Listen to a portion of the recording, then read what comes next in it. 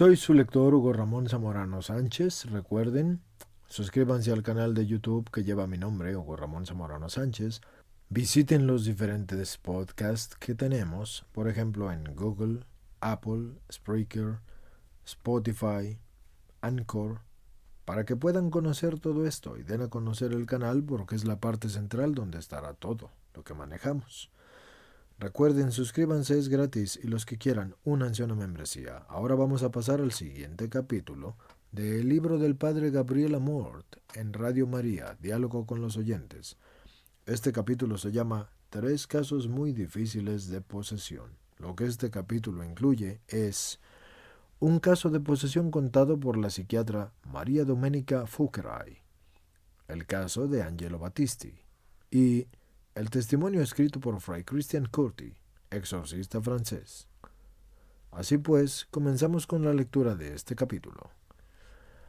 Hoy voy a exponer tres casos muy difíciles de posesión diabólica que considero muy significativos. El primero me ha sido relatado por una psiquiatra francesa de nombre María Domenica Fuckeray. Esta médica, previa autorización del obispo Monseñor René Picandet, que cree en la posibilidad de las posesiones diabólicas, colabora desde hace algunos años con el exorcista diocesano. A continuación transcribo su historia, tal como me la envió. Mi formación cristiana se remonta a la infancia. Siempre he tratado de profundizarla gracias a la guía de un excelente sacerdote.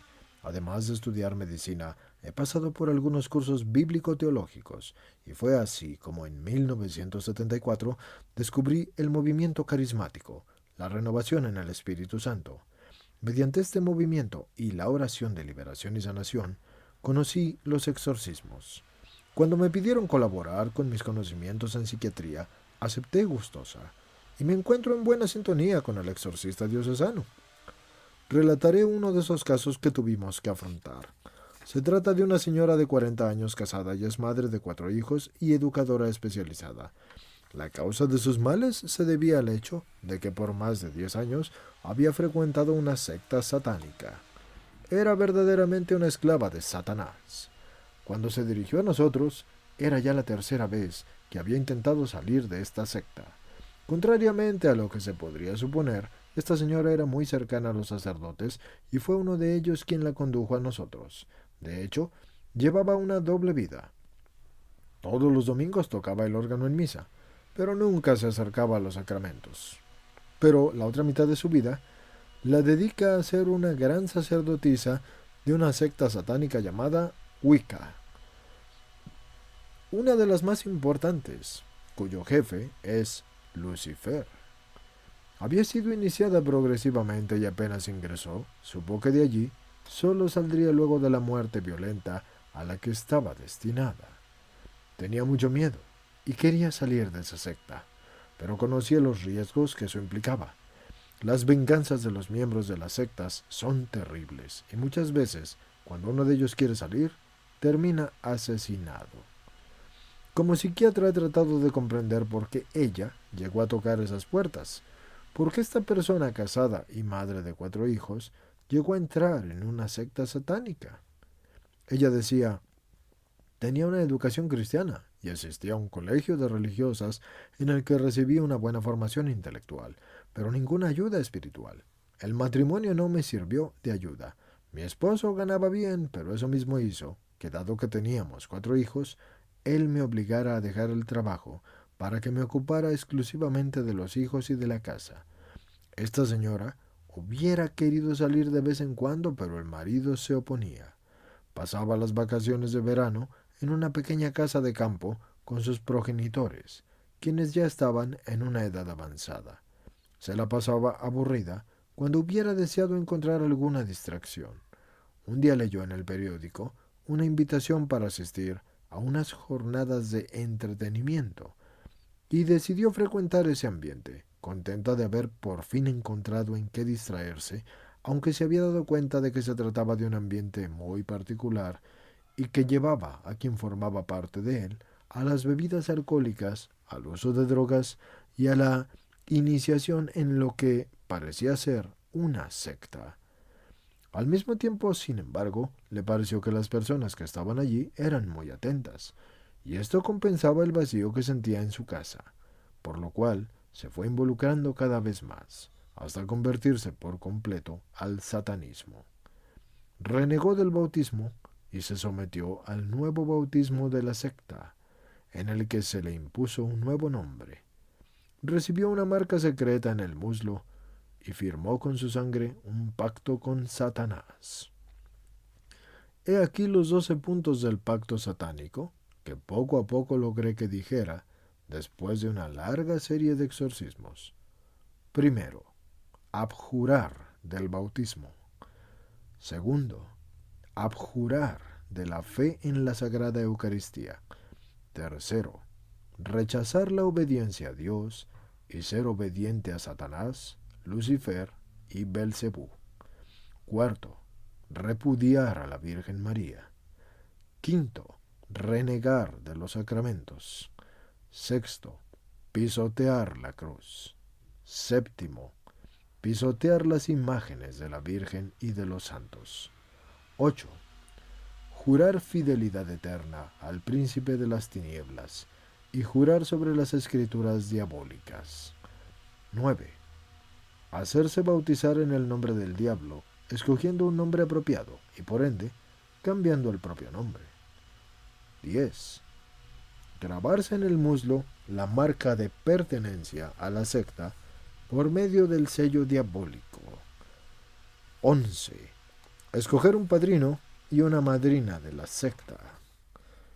12. Profanar las hostias sagradas sin profanar los agrarios, pero yendo a recibir la comunión y conservando las sagradas partículas que luego profanaría durante la misa negra. En efecto, los satánicos creen verdaderamente en la presencia de Jesús en la Sagrada Eucaristía y es por esa razón que participan en estas cosas. La doctora continúa. Poco a poco, mientras se realizaban los exorcismos, fui descubriendo esos puntos. La mujer afectada durante los exorcismos tenía los ojos de una fiera y rechazaba con fuerza el crucifijo que le colocaban delante. Al final vomitaba lo que parecía ser agua y su temperatura subía hasta los 41 grados. Solo descendía con el agua de San Segismundo, que es muy conocida en nuestra zona porque cura las fiebres inexplicables. Démosle un nombre, llamémosla Magdalena. No quiero revelar su verdadero nombre. Había participado en un gran número de misas negras, pero a la gente y a los sacerdotes les inspiraba confianza, dado que tocaba el órgano durante las celebraciones de la iglesia. Debo precisar que en un caso como este, la sola acción del exorcista no basta. Ya 2 veces 2 exorcistas habían fracasado por no haber tenido muy en cuenta lo que ella decía acerca de los hechos y por haber minusvalorado la presión y las amenazas de los miembros de la secta. La tercera vez, Magdalena fue liberada gracias a la ayuda que el equipo le dio al exorcista y gracias también a María Doménica, que ayudaba con sus conocimientos en psiquiatría. El equipo que participó en esta liberación era numeroso porque se necesitaba una reeducación en la fe cristiana. Por lo tanto, la catequesis se requería apoyo cuando la obsesa era asaltada por los impulsos suicidas. Esta es la tentación del suicidio que tienen estas personas y es muy grande. Y por las fiebres inexplicables. Nosotros no la volvimos a dejar sola. Por más de 3 años estuvimos muy cerca de ella, afirma la psiquiatra.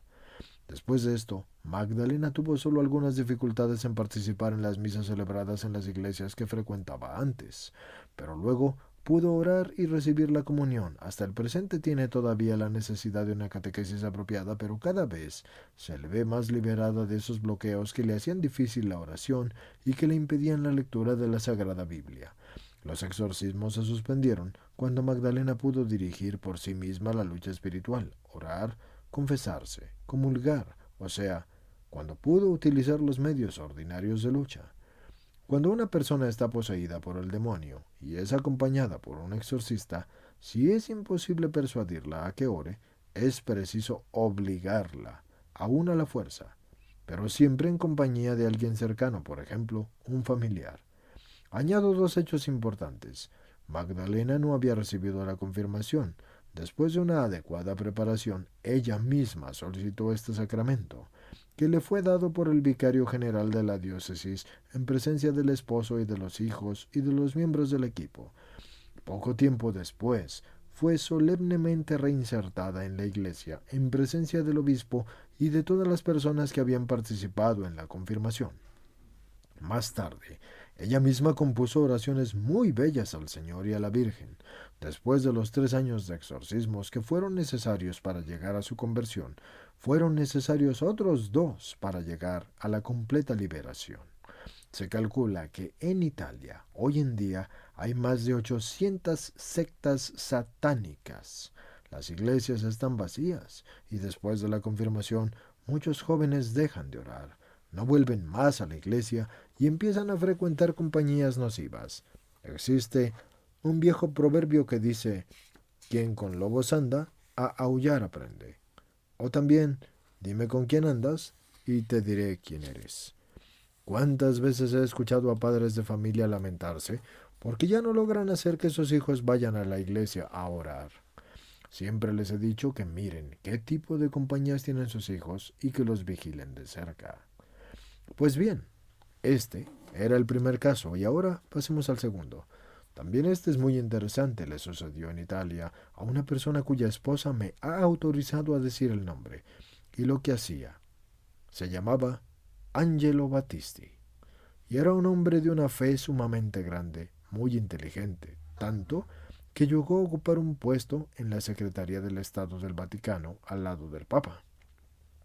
Llegó también a ser el administrador y primer presidente de la Casa del Alivio del Sufrimiento, fundada por el Padre Pío, del cual fue un amigo devoto. Su caso es el más difícil que he conocido y en el cual participé, tanto en el diagnóstico como en el tratamiento.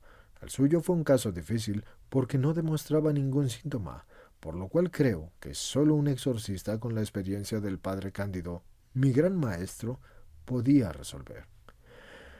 Aunque el Señor le haya reservado a otro sacerdote la satisfacción de lograr la liberación, el padre Cándido contribuyó mucho en ello junto con otro exorcista, y yo participé en uno de sus exorcismos. Angelo Battisti estaba sentado en el sillón muy tranquilo. Le hice un exorcismo de 40 minutos, y él se quedó inmóvil, en silencio. Después de esto, hasta llegamos a tener una charla, y hablamos del Padre Pío, junto al cual estuve durante 26 años. El calvario de Angelo empezó en 1981, inmediatamente después de haberse pensionado. Todo comenzó con una extraña aversión a bañarse y a salir. Él, siempre tan activo, ahora pasaba los días yendo de la cama al sillón. No quería comer y ni siquiera aceptaba acercarse al comedor, tanto que su esposa, para contentarlo, le arreglaba una mesa en la sala. No recibía ni siquiera a sus amigos más queridos. Permanecía encerrado en la alcoba y no escuchaba la radio ni tampoco miraba la televisión. Es más, ya ni siquiera aceptaba ir a la iglesia. Para poder valorar estos comportamientos es preciso tener presente la personalidad de Angelo y cómo había vivido hasta ahora. Un hombre de una actividad más allá de lo normal, dotado de una inteligencia sumamente aguda y de una extraordinaria fuerza de voluntad.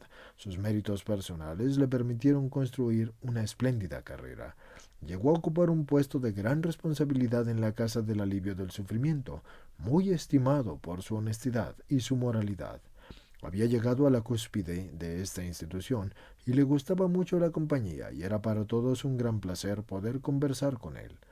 Educado en una fe profunda que siempre alimentó, nunca se perdía la misa y la comunión diarias. A propósito, les quiero dar un pequeño pero significativo detalle.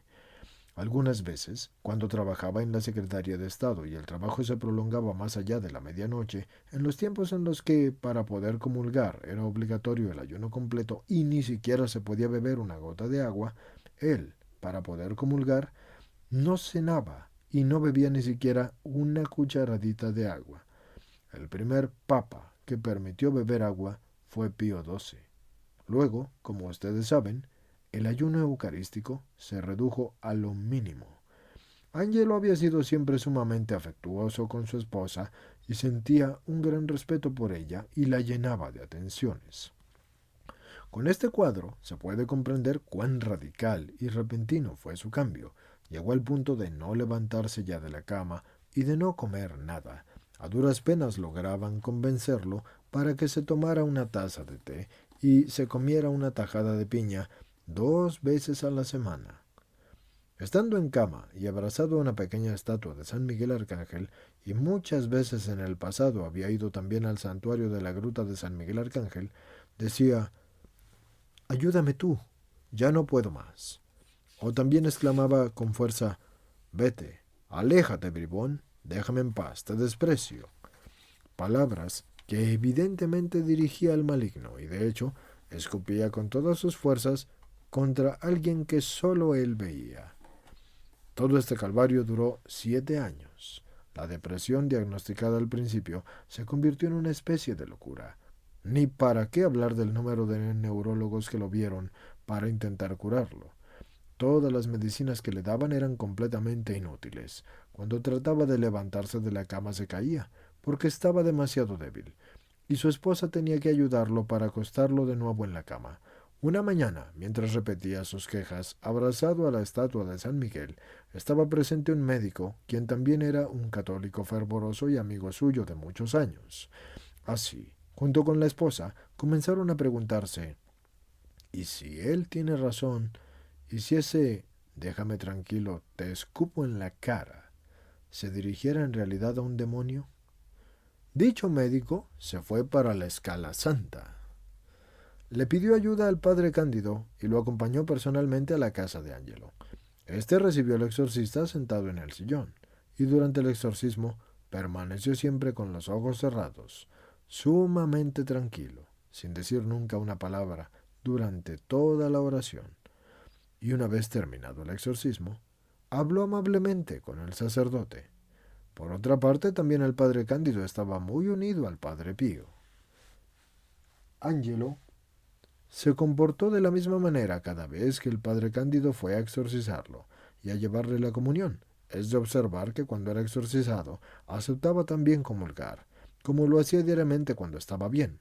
El padre Cándido llamó también a otro exorcista que era amigo suyo, de modo que entre los dos le hacían los exorcismos a Angelo Battisti, quien permanecía inmóvil y sin reaccionar.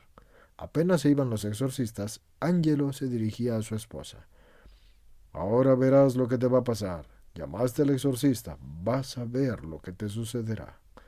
En efecto, la pobre esposa tuvo que soportarlo todo. Una vez se cayó y terminó con la nariz fracturada tras caerse, y en otra ocasión cayó sobre una vieja chapa de hierro, hiriéndose cerca del ojo, salvada de milagro, y en otras circunstancias se rompió el tobillo. Un día bajó del carro y sintió un empujón, y era Satanás, quien casi la hace caer debajo de otro automóvil que pasaba. Resultó golpeada en la espalda y aún hoy le sigue doliendo. Después de esto, el otro exorcista se enfermó y solo quedó el padre Cándido, y la esposa supo que en Toscana había un gran párroco muy estimado.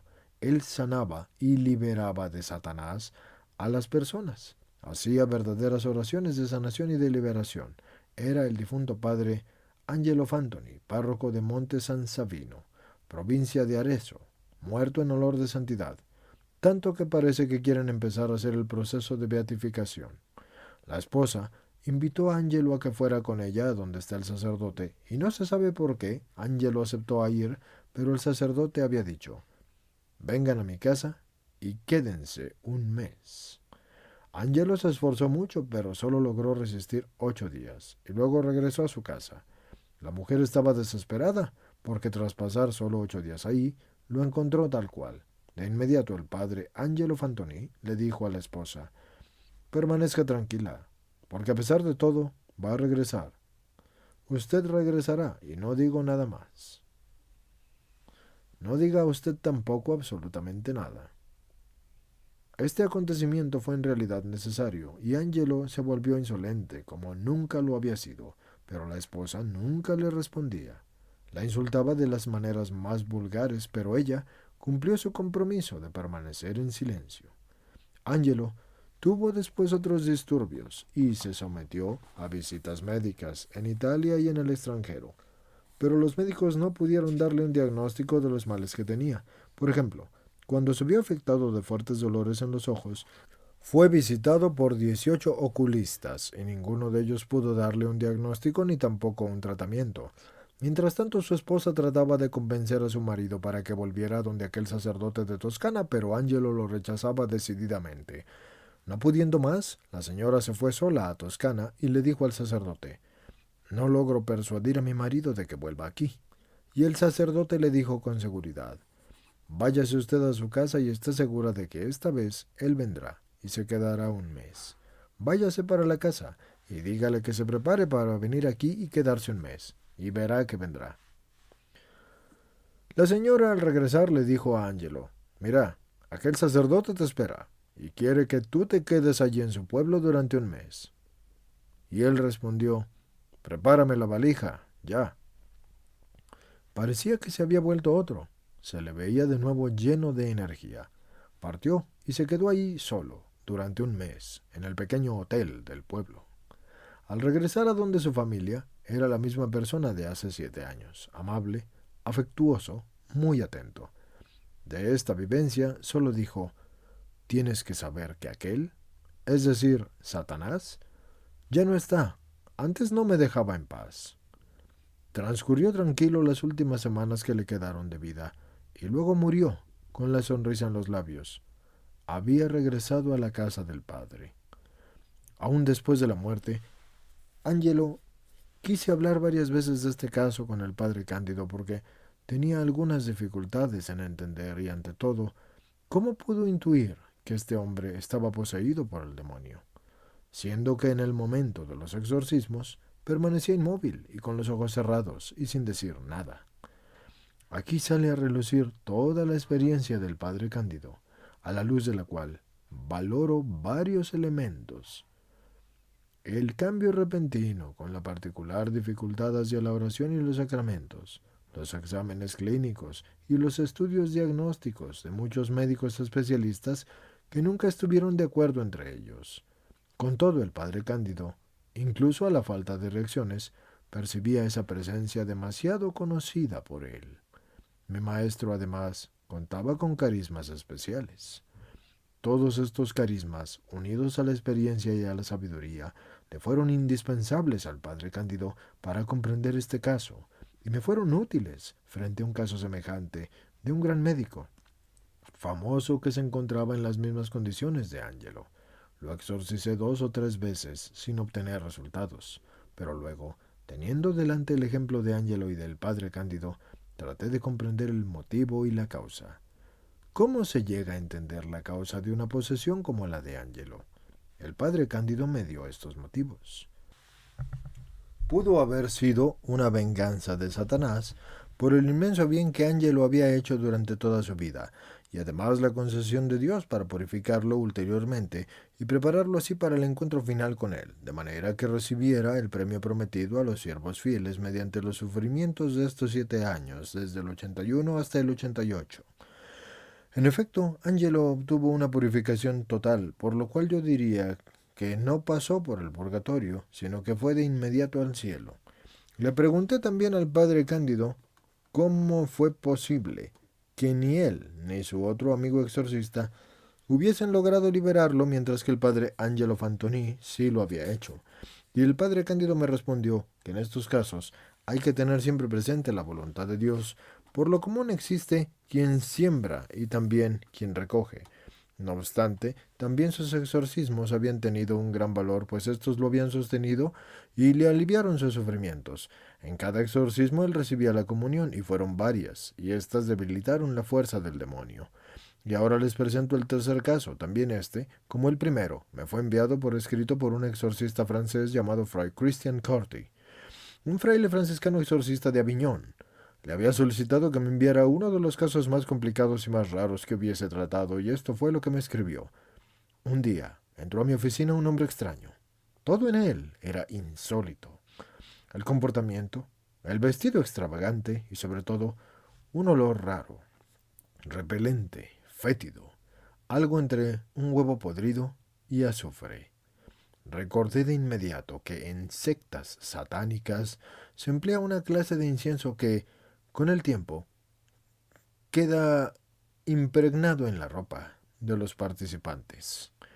Insólito era también el comportamiento enigmático y curioso de este hombre, quien al parecer quería escrutar y adivinar mis pensamientos y sentimientos. Sin embargo, me di cuenta de que no desconfiaba de mí, sino de alguien más. En efecto, giraba de repente hacia la puerta o bajaba la voz y se acercaba a mi oído para que solo yo lo escuchara. Después supe con toda claridad que él le tenía miedo a Satanás, aunque estábamos solos. Su vestido color violeta pálido tenía un corte extraño. Poco después recordé haberlo visto en una revista en la cual se hablaba de una misa satánica. Era precisamente una de aquellas vestiduras litúrgicas. Y luego fue él mismo quien me lo dijo. Mi maestro trabaja sobre todo de noche. Hay que notar el hecho de que este hombre siempre llamó a Satanás mi maestro. Jesús dice, yo soy el único maestro. No se dejen llamar maestro porque solo hay un maestro, y ese soy yo. Mateo 23:8. El hombre me dijo que practicaba el ocultismo y la magia negra. Es una confesión que muchos otros me habían hecho cuando buscaban que yo los ayudara en su liberación, pero esta vez yo no lograba entender cuáles eran las intenciones de este visitante. Me confirmó que estaba vinculado a una secta satánica con cierto ritual, pero no parecía que deseara ser separado de ella. En efecto decía, mi maestro los ha vencido. Estamos destruyendo su iglesia. Mi maestro rige el equilibrio entre las naciones. Ha superado a su iglesia. Deben reconocerlo. Es evidente la fuerza de mi maestro en el mundo. Siempre nos pone en guardia contra las diversas apariciones de la Virgen. Cuando interrumpió su monólogo y me permitió hablar, le hice notar que la victoria del demonio era sólo provisional, aparente y de corta duración. Con su cruz, Jesús venció a Satanás, precisamente en el momento en el cual éste se consideraba vencedor. Y así, le dije, sucederá también con la Iglesia. Su pasión actual contribuye a esa renovación interna que prepara al nuevo Pentecostés, tantas veces anunciado y tan deseado. Satanás es una de las muchas criaturas que Dios creó buenas y que se pervirtieron por su propia voluntad. Aquí me interrumpió. No, Satanás es igual a Dios, se apresuró a decir. Y me di cuenta también de que no quería hablar de Jesús, sino solo de Dios. Consideraba la rebelión contra él como un éxito y añadió, ¿pero no le temes a mi maestro? Esta pregunta, que repetí a menudo, al principio sonaba como una amenaza, pero luego reveló su íntimo temor. Pues Satanás lo ve todo, por lo tanto estaba presente en este encuentro y él le tenía miedo.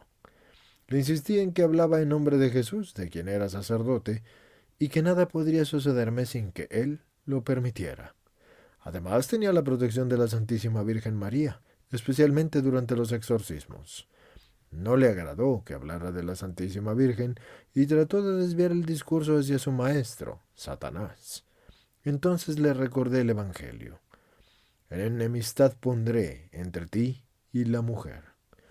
Él aceptó este discurso, pero con la interpretación suya, añadiendo, Satanás acechará su calcañar, lo cual quiere decir que la vencerá. A lo cual respondí, ¿cómo puede vencerla si la mujer le aplastará la cabeza?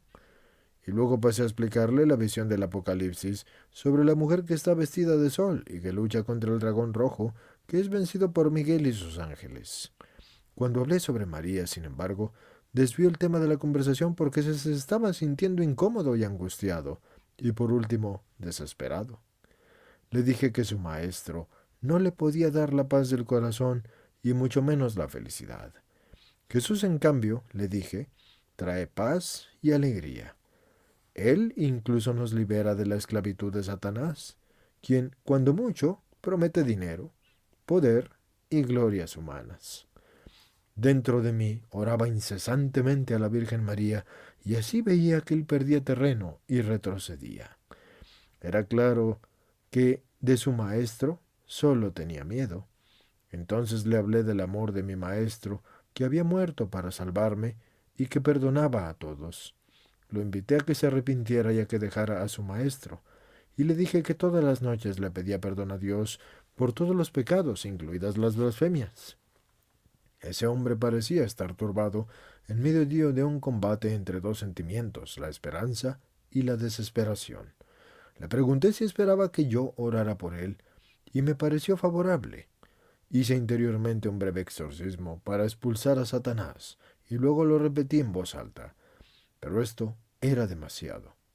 Se levantó para huir, pero antes me dijo su nombre. Aún hoy me pregunto sobre el significado de esa visita. Aquel hombre me lo envió. Me lo envió Satanás para desviarme, o en cambio me lo mandó Nuestra Señora la Virgen para convertirlo, o para que yo orara por él. Ciertamente, y esta es la enseñanza final que le dejo, pude palpar con mis propias manos cuán difícil es para un miembro de una secta satánica, para quien se ha consagrado al demonio, el volver a Dios. Preguntas y respuestas. Primer radio escucha.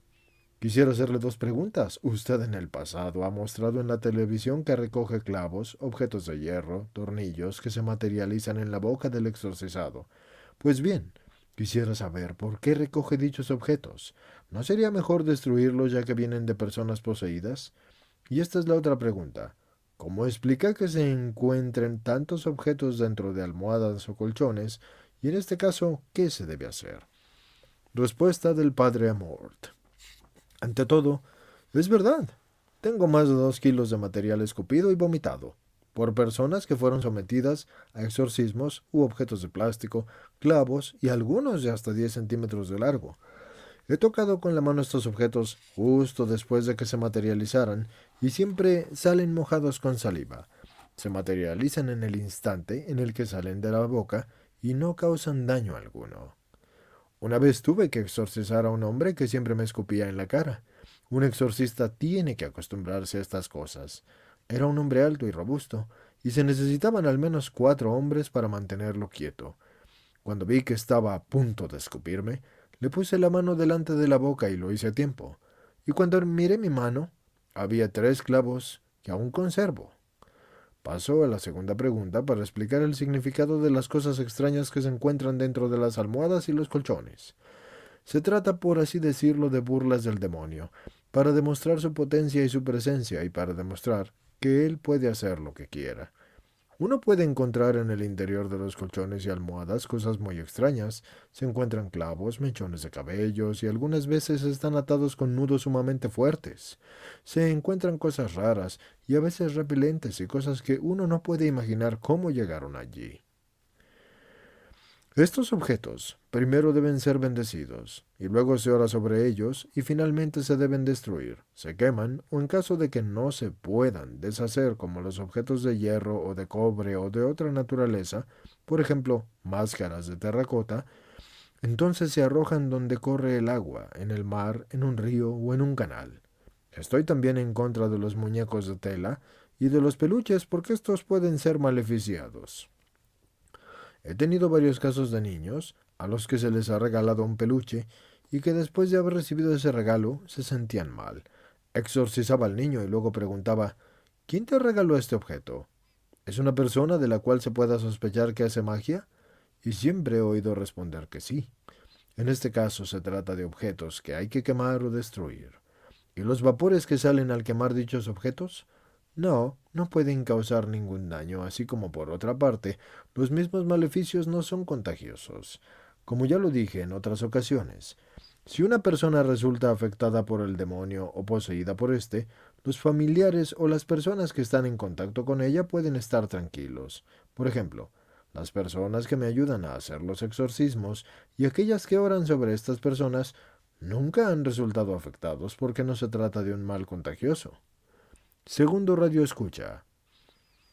No logro controlar mi alimentación y suelo comer de manera exagerada entre 3 y 4 veces al día, de modo que quisiera preguntarle si esta intemperancia puede ser fruto de algún maleficio. Respuesta del padre Amort. El hecho de comer 3 o 4 veces al día es una señal de glotonería y es un mal para la salud. Hay que saber dominarse, y recordemos que el ayuno fortalece. En cambio, el comer demasiado debilita y es perjudicial para la salud. En este caso se requiere la fuerza de voluntad y tiene que limitarse a las 3 comidas del día, o a menos, no comer nada fuera de ellas y ser moderado. Ayunar significa tener la carencia de algo por voluntad propia, ya sea alimento o pecado.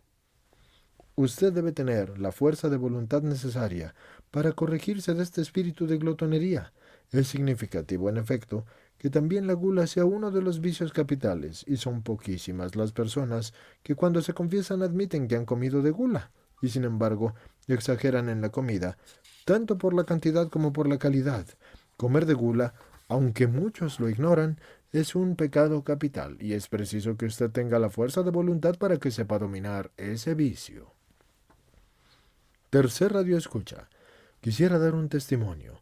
Soy una madre que perdió una hija y ahora tengo a un ángel en el cielo. Se enfermó cuando tenía 3 años y medio y después de un largo calvario el Señor se la llevó a los 14 años. Traté de imaginar por lo que ha pasado, pues tenía artritis y reumatoide infantil. Y en cierto momento yo creo que cayó víctima de una posesión. No le digo lo que vi en mi niña. Ella se arrancaba el cabello, y lo que salía de su boca yo no me atrevo a decirlo. Nos costó encontrar un exorcista, pero al fin encontramos al padre Luigi, y el exorcismo duró una media hora, hasta cuando la niña dijo, Jesús mío, misericordia. Y le agradecimos al Señor durante el exorcismo. Yo oraba y repetía lo que el padre Luigi decía, pero le aseguro que si yo no hubiera visto el comportamiento de mi hija, pondría en duda la existencia del demonio. Creo que este pueda ser un testimonio útil. Padre Amort, es decir, su respuesta. Sí, es un testimonio muy válido, que demuestra que el demonio incluso puede afectar a los niños y que el Señor puede permitir que un angelito pueda irse para el cielo. Lo que para usted ha sido un inmenso dolor, en el cielo será una inmensa alegría. Sepa que usted desde ahora puede contar con la protección de su pequeña. Cuarta radio escucha. Quisiera hacerle una pregunta. ¿Son muchas las liberaciones de posesiones de influencias malignas? Espero que sí, porque desde que lo sigo, siento mucha compasión por las personas que sufren de esta manera. Padre Amort, es decir, su respuesta. Muchas personas que he exorcizado se han liberado definitivamente en el curso de una peregrinación a Lourdes. Casi siempre sucede de un modo sencillo. Van allí, quizás después de años de exorcismos, se arrodillan, oran y de repente se sienten libres. Para estas personas, ser liberadas es una alegría inmensa e indescriptible. Quinto radio escucha. Padre, varias veces he oído hablar de un santón llamado Sai Baba. Yo lo considero un descendiente de Satanás, pero muchos lo siguen y dicen que es uno de los santos de nuestros tiempos. Respuesta del Padre Amort. Sai Baba predijo su reencarnación y gracias a esta creencia atrae a muchas personas. Son muchos los que desde el rico occidente van a donde él con la esperanza de encontrar una espiritualidad que los satisfaga. Gracias a las donaciones de estas personas, Sai Baba tiene un discreto poder económico y logra llevar a cabo buenas obras en el mundo que valorizan su carisma. Sai Baba murió el 24 de abril del 2011. Pero el cristiano no puede olvidar que debe vivir la verdad en la caridad, tender a través de ella hacia Cristo, como nos lo recuerda San Pablo en la carta a los Efesios. No debemos ser como niños llevados a la deriva y zarandeados por cualquier viento de doctrina a merced de la malicia humana y de la astucia que conduce al error. Efesios 4:14. Sin embargo, muchas personas que estuvieron con Sai Baba han venido a mí para convencerme de la bondad de sus acciones y me han dicho que habla bien de todos, de Nuestra Señora y de Jesús. El problema es que Él se considera un Dios. Y noten que digo Dios con minúscula. Yo pienso que es el diablo el que actuaba en él y cuento con todos los elementos para poder afirmarlo porque, por ejemplo, fabricaba polvos que deberían curar cualquier enfermedad y los presentaba luego a sus seguidores que a menudo venían a pedirme ayuda y lo mismo que a otros exorcistas a causa de los muchos problemas generados por estas pócimas. Y por lo que puedo decir, basado en mi experiencia, es muy difícil liberarlos. He tenido muchos casos de personas que buscaban fáciles experiencias místicas en lugares exóticos y que terminaron encontrando al diablo. Sexto Radio Escucha. Mi calvario empezó hace 16 años. Vivía en una casa en la que hacia las 3 de la mañana me despertaba porque hedía a azufre y a cosas quemadas. Un año antes de dejar esa casa, mi hijo tuvo un accidente bastante grave y se rompió el fémur.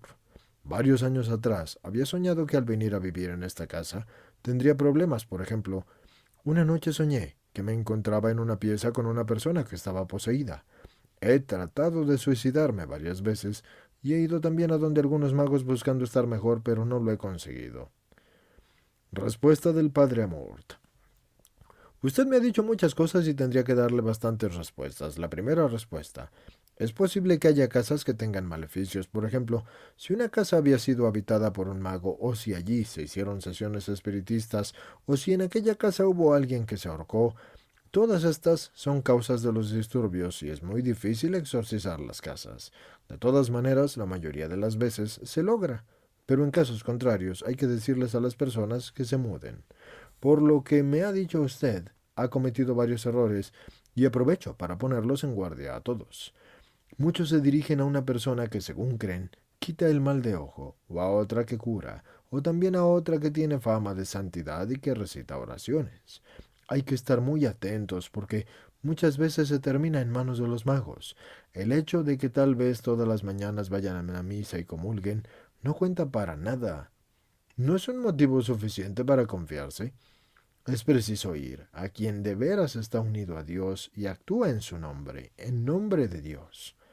Puede tratarse de grupos de oración de la renovación carismática que hacen oraciones de liberación y curación, o de exorcistas o sacerdotes que bendicen con fe y dan bendiciones. Lo importante es no frecuentar personas que pasan por ser videntes o curanderos, porque estos en realidad pueden ser magos. Si se frecuentan estas personas, se podrían sufrir maleficios. Usted ha intentado el suicidio varias veces porque se ha conducido por caminos equivocados. Usted, en esas circunstancias, lo que debía hacer era acercarse a la iglesia, a los sacramentos, a la catequesis, al estudio del Evangelio, a Jesús. Él es el sanador, es Él quien nos enseña los caminos del bien. Nada se logra si uno se aleja de la oración, de los sacramentos y de la gracia de Dios.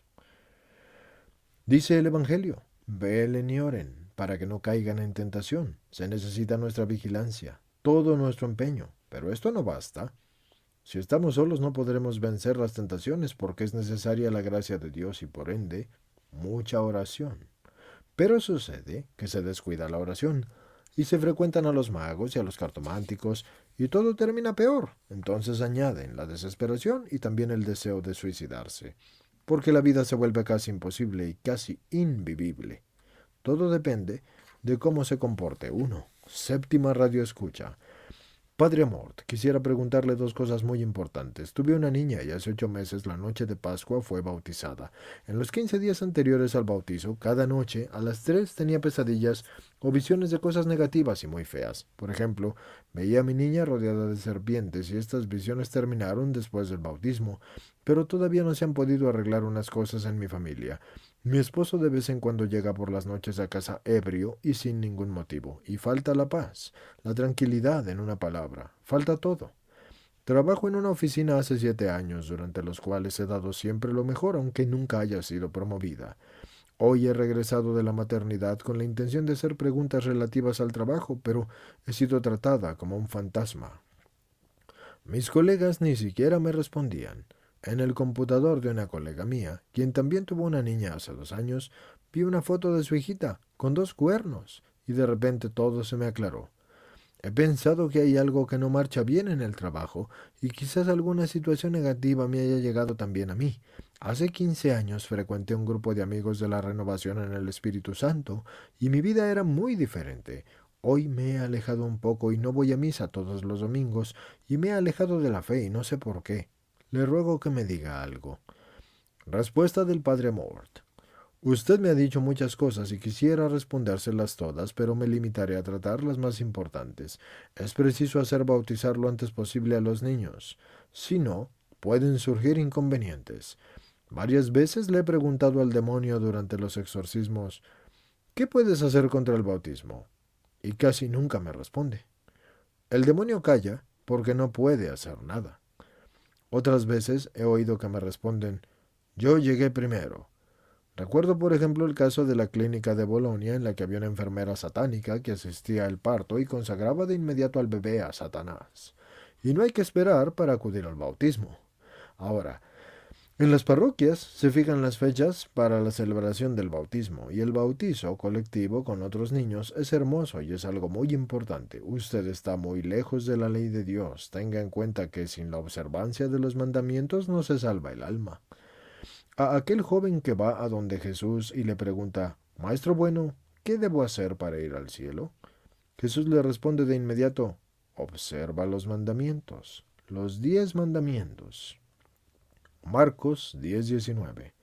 El tercer mandamiento dice, acuérdate de santificar las fiestas. Dejar de ir a misa, si no existe un motivo verdaderamente grave, es pecado mortal, tanto que antes de recibir la comunión en la misa que sigue, hay que confesarse.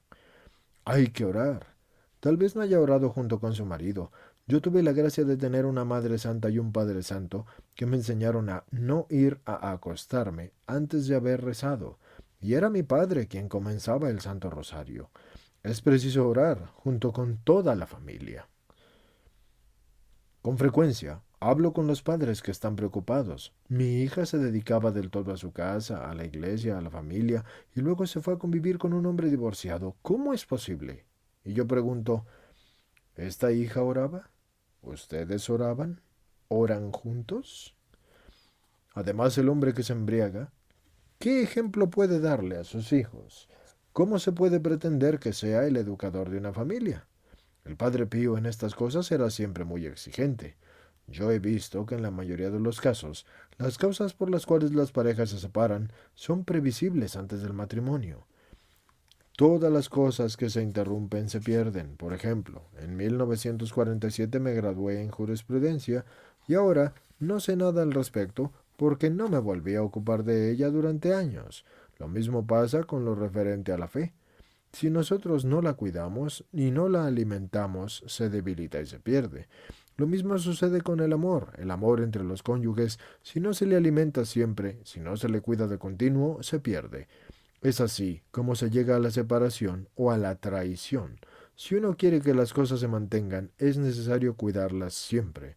Por tanto, profundice siempre en la fe, la catequesis, la lectura de los evangelios. Es necesario ser constantes en la observancia de los deberes del cristiano, por lo menos la misa, y luego ir a hacer adoraciones eucarísticas y recibir la Sagrada Eucaristía. El Señor, en el colmo de su amor, instituyó la Eucaristía volviéndose nuestra comida y nuestra bebida. Quien come de mí tiene la vida, quien no come de mí no tiene la vida. Es el discurso famoso sobre la Eucaristía que usted puede leer en el capítulo 6 del Evangelio según San Juan. Que nuestra fe sea alimentada continuamente o de lo contrario se perderá. Octava Radio Escucha.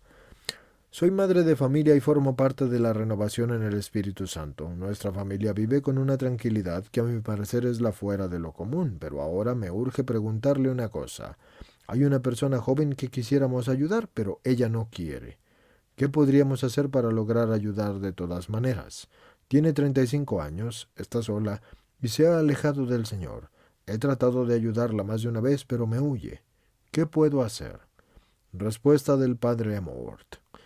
Solo se necesita orar. El Señor nos ha creado libres y respeta la libertad. Trate de hacerle alguna invitación que le pueda gustar. Por ejemplo, algo que la sacuda y que pueda marcar un giro en su vida. Por ejemplo, una peregrinación a Lourdes o a Medjugorje o a Fátima puede ser útil. Algunas veces en efecto es suficiente una verdadera peregrinación donde existe la influencia de todo el grupo de peregrinos que también oran durante el viaje. Habría que ver si esta persona puede ser convencida de ir a Lourdes o a otro lugar sagrado. Mientras tanto se puede y se debe de todas maneras orar. También se puede tratar de convencer a esta persona de que lea el Evangelio y hacer que ella reflexione sobre el hecho de que la vida pasa y después nos espera la vida eterna. Cuando se llega delante de Dios, o se va al paraíso o se va al infierno. Al purgatorio lo considero como la antecámara del paraíso. Cada uno recibe lo que ha sembrado. El Señor respeta nuestra libertad y a todos nos creó para el paraíso, para la alegría, pero respeta nuestra libertad. Y el que vaya al infierno lo hace no por la voluntad de Dios, sino porque Él mismo lo escoge, por su culpa y su voluntad. Novena Radio Escucha. Padre Amor, le cuento mi problema. Tengo un hijo que está casado y tiene 4 niños y vive a unos 150 kilómetros de donde yo vivo. Desde hace mucho tiempo no vienen a visitarme y yo no puedo ir a donde ellos. He comprendido, sin embargo, que algo no funciona. Pienso que mi nuera es muy mal educada. Le cuento lo siguiente. Uno de mis nietos, el que ahora tiene 4 años, fue bautizado hace unos 4 meses. Yo lo llevaba en mis brazos y justo después de que él fue bautizado yo sentía que algo le daba terribles golpes y el niño se puso a llorar. Hasta el momento el pequeño tiene estas crisis y se despierta por la noche y llora. Y yo no sé cómo hablar con sus padres, en especial con mi hijo, porque se ve que no tiene la libertad de actuar. La esposa no quiere hablarme. ¿Qué debo hacer? Respuesta del Padre Amort. En estos casos las personas son libres. Si su hijo solo se ocupa de su esposa, olvidando del todo a su madre y no yendo ni siquiera a verla, entonces ha cometido un gran pecado. ¿Qué puede hacer usted? Pues solo puede orar, porque no se le puede obligar a nadie. El Señor nos ha creado libres, por lo tanto no culpe solo a su nuera, porque aquí hay un hijo que tiene que razonar por su propia cuenta. De todas maneras, reitero, lo que usted puede hacer es orar, porque la oración puede lograr milagros. Por su parte, haga todo lo posible para mantener el contacto y aproveche los días de fiesta, como la Navidad, la Pascua y los cumpleaños. Trate de mantener el contacto y esfuércese siempre en dar el primer paso y luego, si no le responden, tenga paciencia. Usted siga tratando, ore y busque hacer lo que sea posible y no se sienta mal por lo que no pueda hacer. Sobre todos los que están escuchándome, ahora invoco la bendición de Dios. Los bendigo en el nombre de Dios Padre, Dios Hijo y Dios Espíritu Santo. Amén. Alabado sea Jesucristo. Señores, hemos llegado al final del capítulo. Les recuerdo, soy su lector Hugo Ramón Zamorano Sánchez. Suscríbanse al canal de YouTube que lleva mi nombre, es gratis. Pueden escucharme en diferentes podcasts. Ya los he dicho y creo que los digo al principio de este capítulo, y los que quieran unirse a una membresía pueden hacerlo. Procedo al siguiente capítulo, que Dios los bendiga.